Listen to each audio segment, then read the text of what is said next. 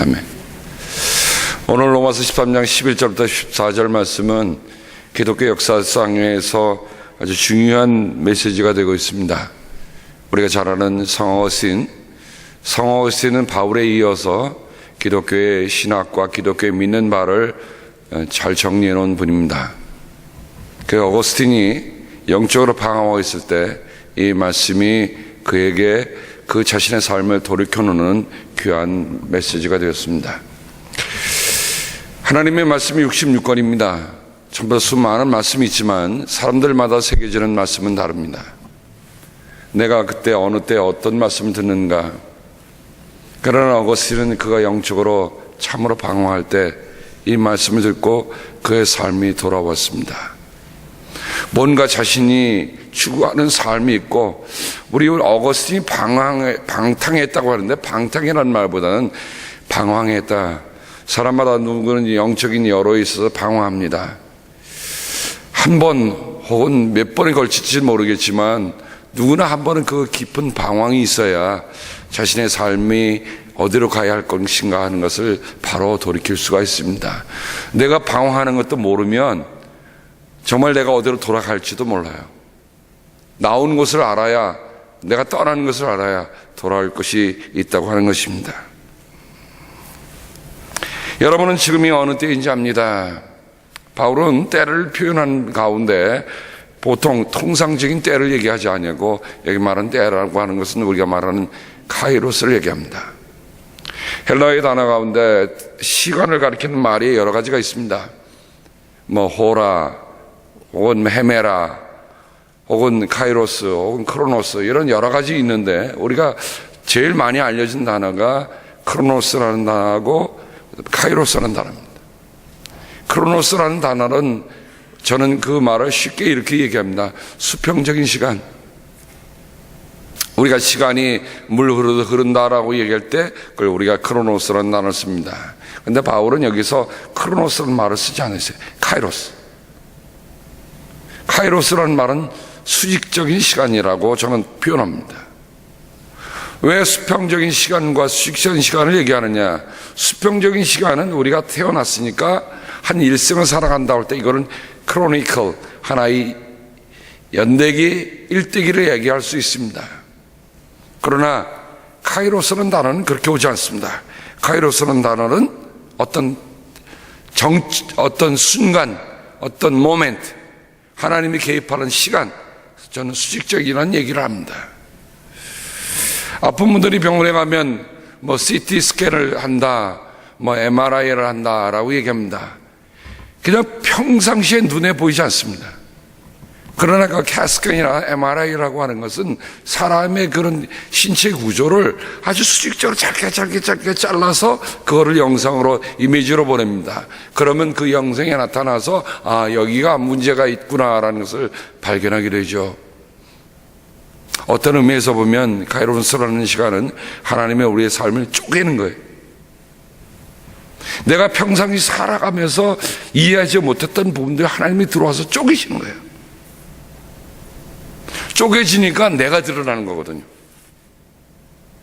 그 전에 이렇게 살 때는 모르고 지나가거든요.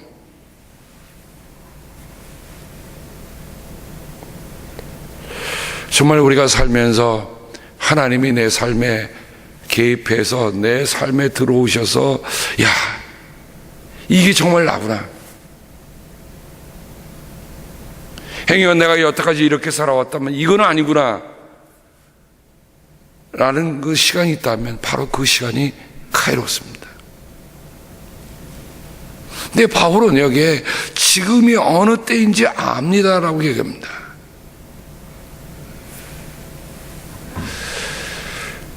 이 안다라고 하는 말은 단순히 피상적으로 아는 것을 얘기하는 게 아닙니다. 헬라어에는 오이다라는 말을 쓰는데 저는 오이다라는 말을 그냥 한국말로 외다. 여러분 어떤 것을 외운다고 하는 것을 왜 외웁니까? 소중한 것을 외고 사는 거죠. 중요한 것을 외지 허접스러운 일들은 내 마음속에 두지 않습니다. 어느 때지 압니다라는 것을 외다라는 말로 여러분이 이해하시면 좋겠어요. 근데 이것은 단지 안다고 하는 것을 더 깊이 들어가 보면 우리가 어떻게 해야 할지를 안다. know how to.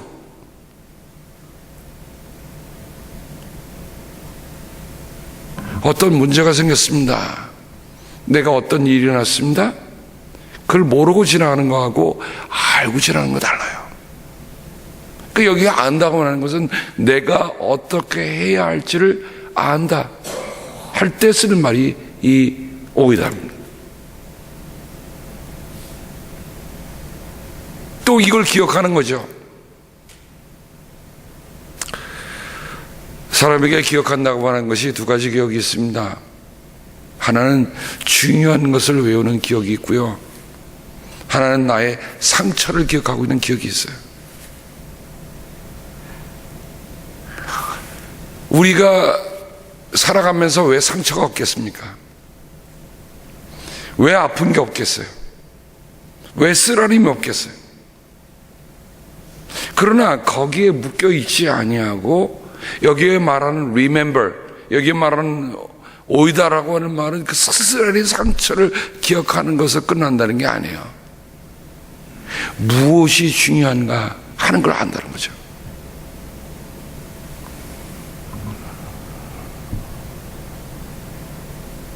동시에 이 뜻은 honor, 소중히 여기고 존경한다는 뜻이 담겨 있습니다. 한번 우리 스스로에게 이렇게 물어봅시다. 하나님이 내게 주신 시간, 참 이게 소중합니다. 하나님이 내게 이 땅에 보내주신 내 일생이 소중합니다. 언어를 해보신 적이 있으십니까?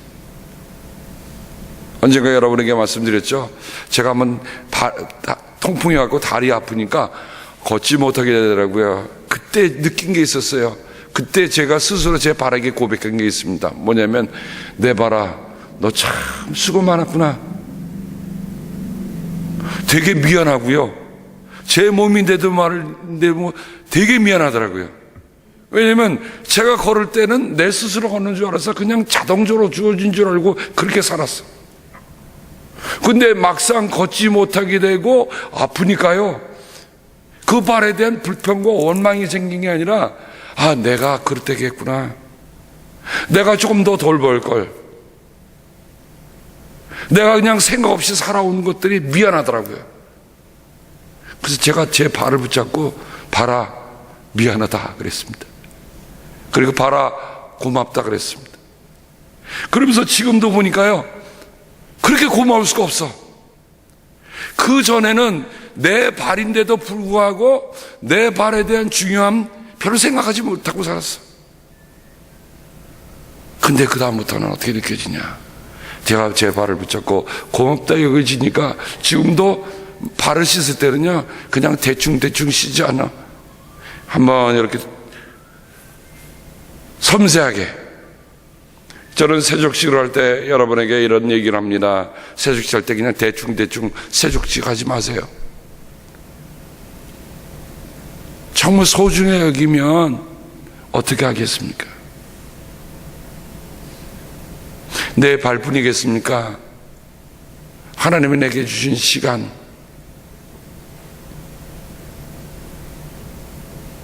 시간을 보니까 저도 그렇게 이제 막 젊어서 막 하늘을 나르듯이 뛰는 시간이 이제 넘어가더라고요. 제가 노년의 의미라고 하는 포토니의 그 책을 읽으면서 여러분의 말씀드렸죠. 노년이 언제부터 시작한다고요? 노년은 40대부터 시작한다. 저는 오래전에 그 얘기를 들으면서 그 얘기가 뭔지 몰랐어요. 왜 노년을 40부터 시작하는가? 삶의 준비를 40부터 해야 오는 그 정말 인간의, 사람의 에이징에 대해서 스스로 준비할 수 있다고 하는 거죠. 오늘 이 아침에 혹시 60이 안 지난 분들, 나는 60이 안 지났으니까 나는 아직 나이가 그렇지 않다, 뭐 65세가 아니니까 아니다 그렇게 생각하지 말고 나는 이미 노년에 들어왔다라는 마음으로 여러분의 시간을 다시 한번 보세요. 시간이 달라져요. 지금이 어느 때인지 압니다라고 할 때 저는 오늘 말씀 속에 안다고 하는 게 소중하게 여긴다는 뜻으로 함께 여기시길 바랍니다. 하나님이 내게 지금 주신 이 카이로스 있잖아요. 막 흘러가는 시간이 아니라 내가 지금 하나님 만나고 있어. 그러면 그 시간이 어떻게 여겨져요? 소중하게 여겨지는 거예요. 내 인생의 가장 소중한 분을 지금 만나고 있어. 그러면 이 시간이 소중한 거예요. 이게 카이로스예요. 그냥 어저께 만나고 오늘 만나고 내일도 또 만나야 갈 거니 그렇게 만나면 그 시간은 내게 영원히 소중한 시간은 다가올 수 없어. 내가 지금 만나고 있는 분들이 참으로 소중한 분이다. 그러면 여러분은 카이로스라고 하는 그 시간을 알고 있는 거예요.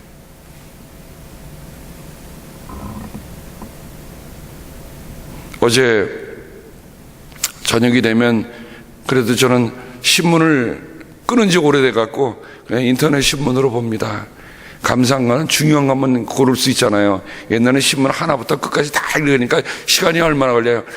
저는 신문 하나 보면 한 2-3시간은 읽게 되더라고요. 근데 요즘은 그 중요한 것만 보는데 하나의 이런 글이 눈에 들어왔습니다. 부부의 거기 사진을 보니까 정말 80, 90 되신 두 부부가 계시는데요. 부부애가 소중하다. 거기에 그렇게 적혀요. 연세가 들어서 남으면 남는 게 누구냐? 현재 살고 있는 부부밖에 없다. 좀 서글픈 얘기 같은데 그게 현실이더라고요. 어른들은 자식이라는데 조금 더 심해지면 뭐라고 됩니까? 자식 새 뭐라고 불러요? 왜 그렇습니까? 자식들이 살아갈 인생들이 있어서 그러니까 연세 들으시도록 여러분들이 부부가 더 소중하다는 걸 아시고 더 사셔야 돼요. 오이다 존경하다. 그러면 하나님이 내게 주신 시간, 내게 주신 기회들, 내가 오늘 누리고 있는 오늘의 삶들, 건강들, 이 모든 것들 다 소중하게 여기는 우리들 모두가 되길 바랍니다. 그렇게 소중한 것을 알게 되고 소중한 것을 느끼고 소중한 것을 고백하고 소중하다는 것을 깊이 마음에 새길 때 그 시간이 카이로스.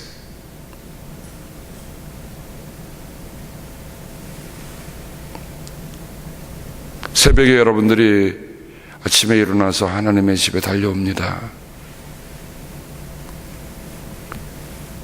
여러분도 쉴 줄 알아요. 여러분도 편안한 거 아세요. 왜 이 새벽에 달려오십니까?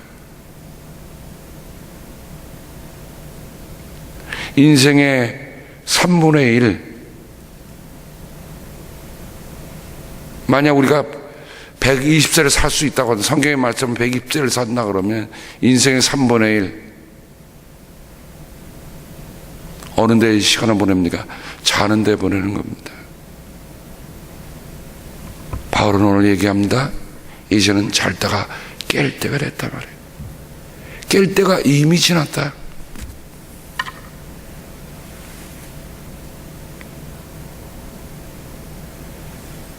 저도 전에는 제가 목회자임에도 불구하고 새벽 기도의 소중함을 깊이 못 느꼈어요.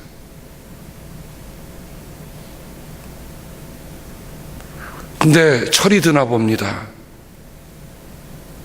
나를 기다리시는 아버지를 만나고 아버지께서 오늘 내게 주신 말씀 듣고자 할 때 바로 그 시간이 내 삶에 참 소중한 시간이다.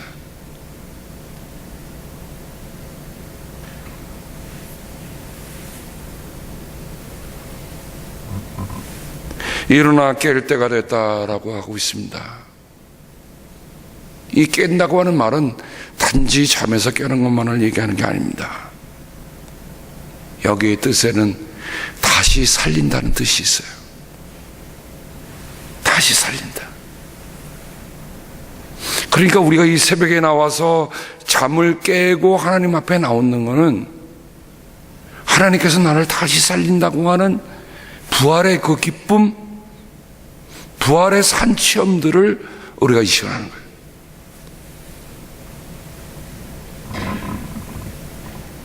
그것을 아는 이들은 결코 시간을 그냥 지내질 않아요. 여러분, 아침에 일찍 일어나는 인생들이 성공한다는 책도 읽어봤잖아요.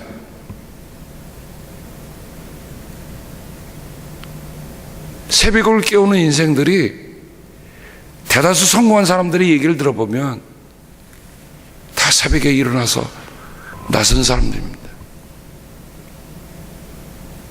그만큼 우리의 시간이 하나님께서 주신 거고, 깬다고 할 때는 나를 다시 살리시는구나, 부활의 사람으로 우리가 사는 거예요. 자고 있던 잠자리가 뭐가 되는 거예요? 그게 수의가 되는 거예요. 죽은 사람이 입었던 옷 팽개치고 우리가 일어나는 거예요. 잠옷 입고 나서는 사람이 없습니다.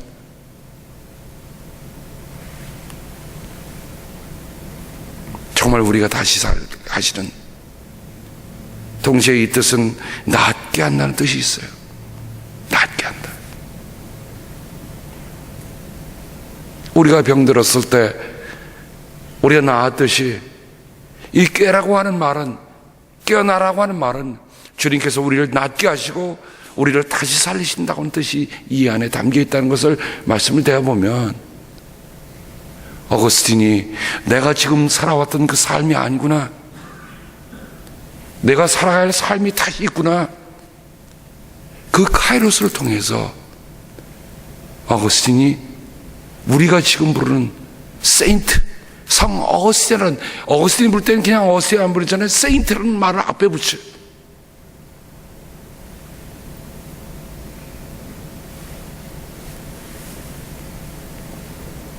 우리의 구원이 처음 믿을 때보다 가까이 왔습니다. 12절, 밤이 깊고 낮이 가까이 왔습니다. 그러므로 우리는 어둠의 행실을 벗어버리고, 여기에 중요한 단어가 뭐예요? 벗어버리라는 거예요. 어둠의 행실을 벗어버리라. 벗어버린다는 말은 뭡니까? 포기하라는 말이에요. 버리라는 얘기예요. 내려놓으라는 얘기입니다.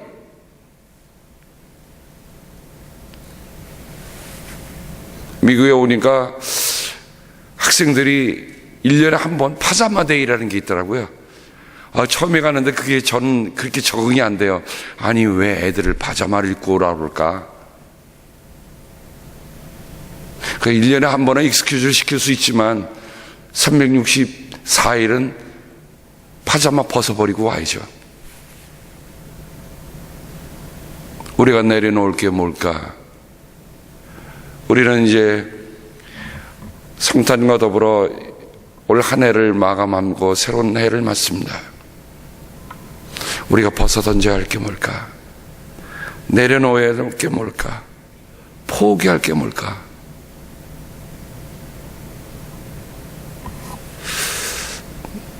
저는 제가 꼭 붙잡아야 할 것들은 죽어도 내려놓지 않겠다 하는 거는 있어요. 하나님과의 관계된 거는 죽어도 내려놓지 않습니다. 그러나 제 일상에 관한 일이라면, 포기하라면 저는 기도하고 딱 던져버려요.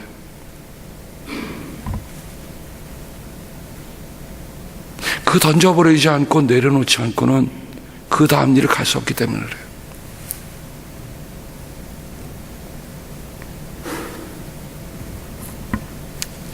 연말이 가면서, 연말을 맞이하면서 새로운 해를 준비하는데 기도하면서 정리하고 떠오르는 일들, 가장 힘든 게 뭘까요? 네, 내려놓는 일입니다.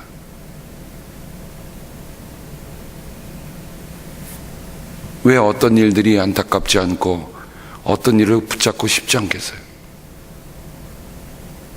근데 내려놓을 걸 내려놓아야 새로운 옷을 입을 수 있더라고요. 어둠의 행실을 벗어버리고 빛의 갑옷을 입으라고 했어요. 빛이 우리의 무기가 돼야 돼요. 어둠이 우리의 무기가 되면 안 돼요. 어둠이 무기가 되면 뭘 합니까? 모의하기 시작하고 정면 공격하지 않죠? 어둠이라고 하는 것은 늘 음모라는 게 꾸며져 있잖아요. 바울은 그렇게 얘기하잖아요. 빛의 무기를 입으라. 빛으로 무기를 삼으라. 빛이라는 건 뭡니까? 드러내는 거예요. 나를 숨기지 않아요. 그대로 여실하게 드러놓고 하는 겁니다.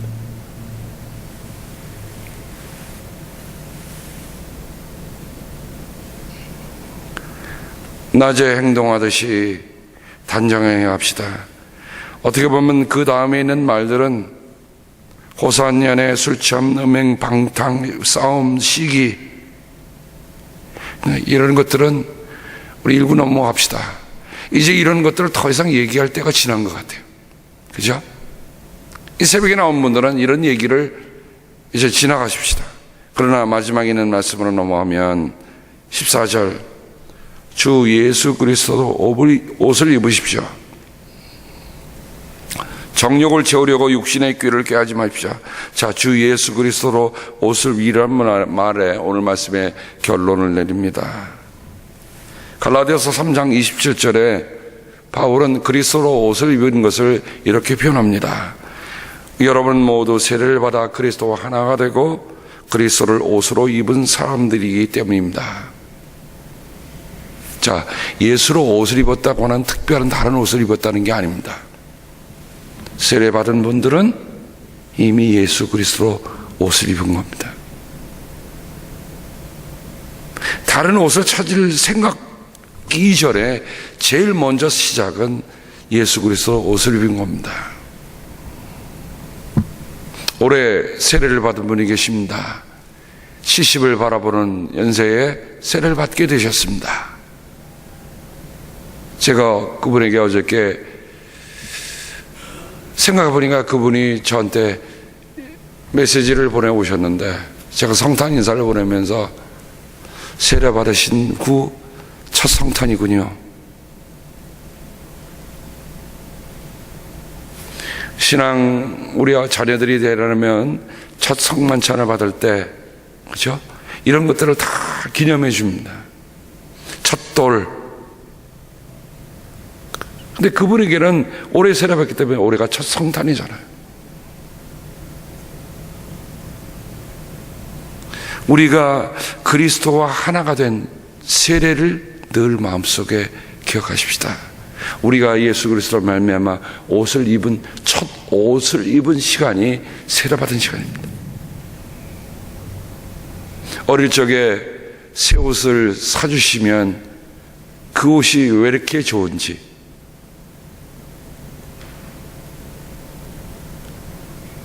나이가 먹으면서 그 받았던 옷보다 이상해요. 내가 사 입는 옷보다 그때 부모님이 사주셨던 그 옷들이 더 기억이 나요.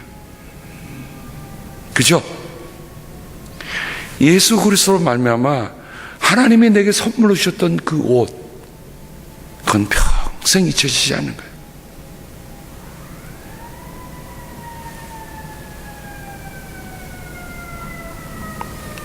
예수 그리스도로 옷을 입으라. 공동번역에는 이 말을 예수 그리스도로 온몸을 무장하라라고 얘기하고 있습니다. 왜냐하면 앞에 빛의 갑옷을 입었으니까 바울은 여기서 우리에게 분명히 일깨워주는 게 있습니다. 아, 신앙이라고 하는 거는 이거는 전투구나. 어둠과 빛이라고 하는 이 두 개의 큰 세력의 싸움이구나. 그러니 기도도 싸우는 거예요. 전투하는 거예요. 신앙 전투입니다.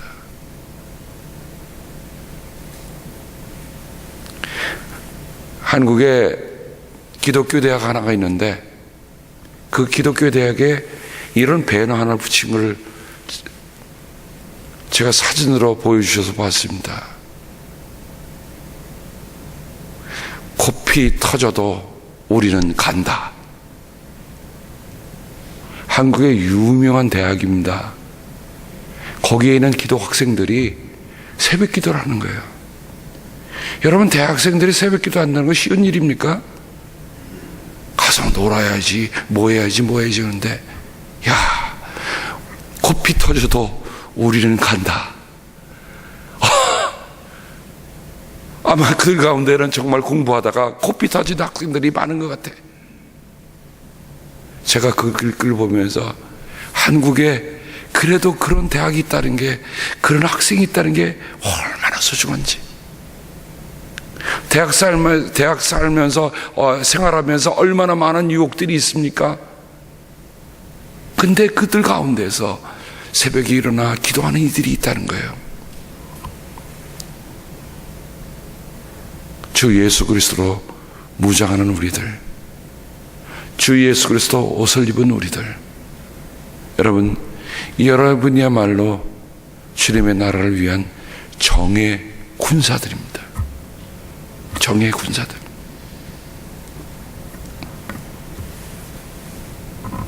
우리 나 목사님 또 나 사모님 오랜만에 새벽 기도에 나오셨죠?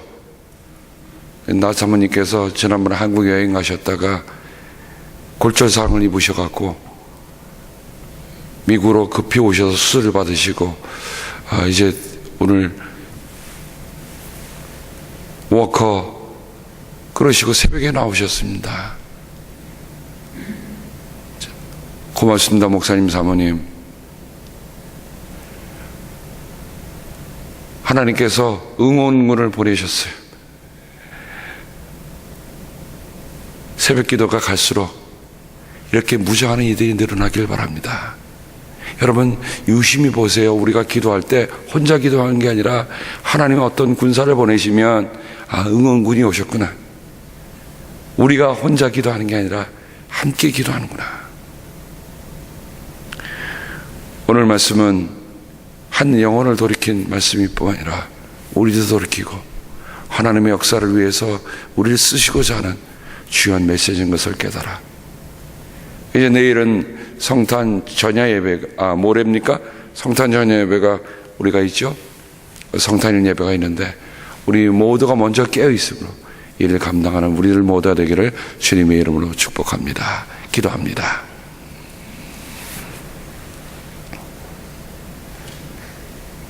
하나님, 알고 보니 지금이 전시입니다.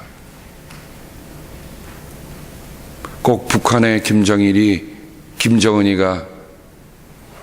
언제나 허탕치듯 그런 허무맹랑한 소리가 아니라 참으로 우리가 영적으로 깨어 있어야 할 됨을 바울이 오늘 말씀을 통해서 깊이 말씀해 줍니다. 사랑의 주님, 주님이 깨어 있으라 하시니 깨어 있습니다. 무장하라 하시니 무장하고 있습니다. 언제든지 출동하라 하시면 출동할 대비를 하고 있는 저희들 되게 주여 도와 주시옵소서. 예수 그리스도로 무장하지 않는 한 우리는 결코 이 싸움에 나가서 승리할 수 없습니다. 하나님 함께하여 주옵소서. 새벽을 깨우는 이 용사들로 하여금 주님 교회를 새롭게 하게 하시고 이 지역사회를 새롭게 하시며 이 나라를 새롭게 하시며 이 지구촌을 새롭게 하여 주옵소서. 비록 우리가 작은 식구로 이곳에 있지만 하나님이 우리를 향해 부르심은 이 온 세상을 향한 복음을 전하라 하시는 것을 깨달아 우리 마음속 깊은 곳으로부터 하나님을 존중하게 여기며 하나님의 때를 존중하게 여기며 하나님의 사람을 존중하게 여기며 걸어가는 저들 되게 주여 도와 주시옵소서. 주 예수 그리스도의 은혜와 하늘 아버지의 사랑하심과 성령님의 사귐이 함께 하셨기를 간절히 축복하며 기도합니다. 아멘.